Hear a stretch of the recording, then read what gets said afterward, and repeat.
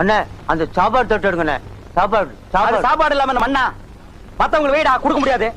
அண்ணே அவன் தான் கேட்கறான், எடுத்து கொடுங்க. என்ன தம்பி நீ பேசுறது? கறி குழம்புக்கு 3 தடவை, சாம்பாருக்கு 3 தடவை, மோருக்கு 5 தடவை, மொத்தத்துல ஒரு ஹோட்டலே வயித்து கொண்டு இருக்கு. வாயை திறந்தா காக்கா ஒத்து.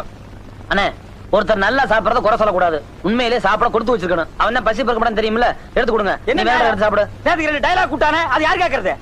எடுத்து கொடுங்க. நீ என்னடா தம்பி சொல்லுதுண்ணே. இந்த கம்பெனி விலகிரும்டா.